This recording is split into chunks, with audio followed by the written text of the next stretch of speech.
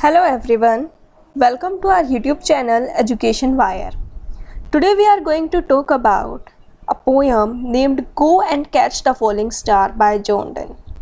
ये पोएम एक metaphysical poet यानी कि जॉन डन द्वारा लिखी गई है एंड ये पोएम जॉन डन की डेथ के बाद पब्लिश हुई क्योंकि जॉन डन का टाइम पीरियड था 1572 से 1631, बट ये पोएम पब्लिश हुई 1633 में, यानी कि this poem published after death of John Donne.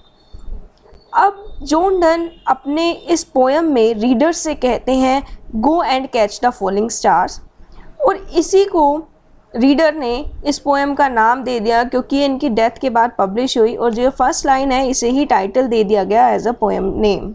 So go and catch the falling star. इस पोएम का थीम बेस्ड है इम्पॉसिबल चीज़ों पे कि impossible to find a faithful and honest woman.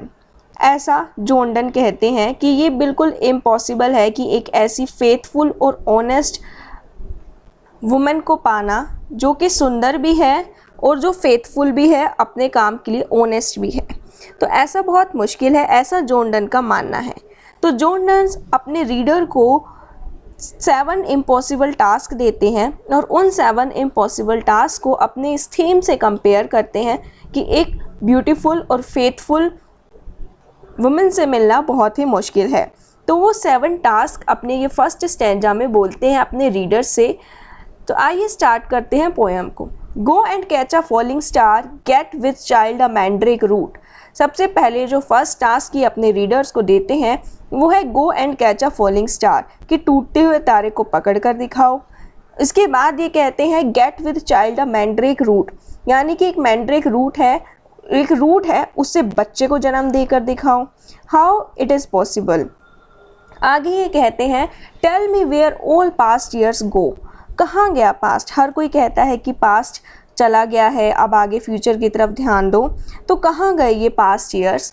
और who cleft the devil's foot, ये जो devil के फुट हैं वो काटे किसने या उल्टे किसने किए। Teach me to hear mermaid song, ऐसा कहा जाता है कि जलपरियाँ गाना गाती हैं, तो जलपरी के गाने कैसे सुने वो मुझे बताओ।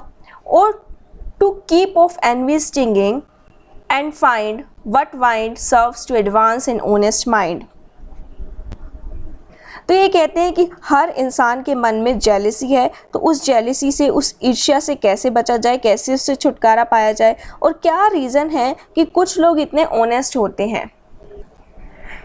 आगे देखते हैं if thou be'st born to strange sights, things invisible to see, ride 10,000 days and nights till age snow white hairs on दी।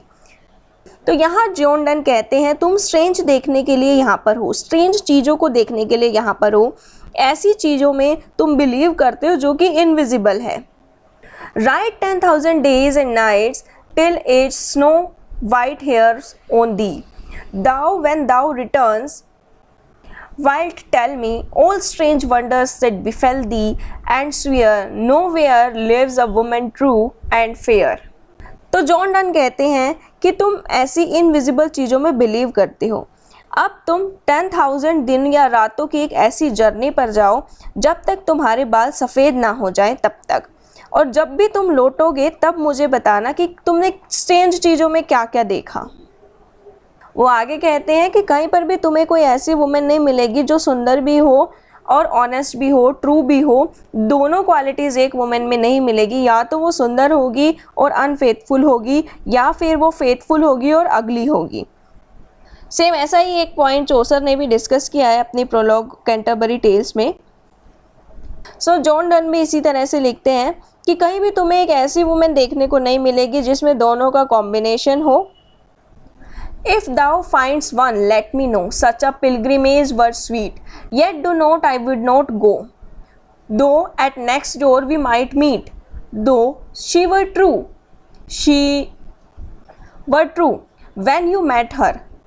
यहाँ जॉन डन कहते हैं कि अगर तुम्हें कोई ऐसी वुमेन मिल भी जाए तो मुझे बताना, वो तुम्हारे लिए एक पिलग्रिमेज की तरह होगी, यानी कि एक तीर्थ यात्रा की तरह होगी।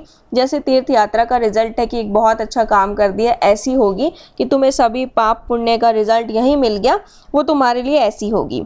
अगर मिल गई तो भी मैं उसे नहीं देखूंगा, चाहे वो मेरे नेक्स्ट डोर पर रहती हो, या मैं उससे मिल सकता हूँ तब भी मैं उससे नहीं मिलूँगा, क्योंकि वो कुछ टाइम के लिए ही ट्रू होगी, धीरे धीरे करके वो भी डिसऑनेस्ट हो जाएगी। When you met her and at last till you write your letter, yet she will be false array I come to 2 or 3। तो वो कहते हैं कि हो सकता है वो कुछ टाइम के लिए सही हो, लेकिन जब तक तुम मुझे लेटर लिखकर ये बात बताओगे ना, इतने में वो डिसऑनेस्ट हो चुकी होगी, वो चेंज हो चुकी होगी। तो बेसिकली ये ऐसा बिलीव करते हैं कि वुमेन या तो अनफेथफुल होगी और ब्यूटीफुल होगी, और दूसरी साइड ये बिलीव करते हैं कि या तो वुमेन फेथफुल हो और अगली हो। तो इनका ये कहना है कि एक ऐसी वुमेन को ढूंढना जो दोनों हो वो बड़ा मुश्किल काम है। इसीलिए ये अपने 7 इम्पॉसिबल टास्क देते हैं कि जैसे ये सारी चीज़ें मुश्किल है, ये इम्पॉसिबल टास्क है, इसी तरह से एक ऐसी वुमेन को ढूंढना भी एक इम्पॉसिबल टास्क है, ऐसा जॉर्डन का मानना है, जो कि उन्होंने अपनी इस poem go and catch the falling star में डिस्कस किया है। So this was all about the poem. If you guys understand, hit like, share it and subscribe it. Thank you.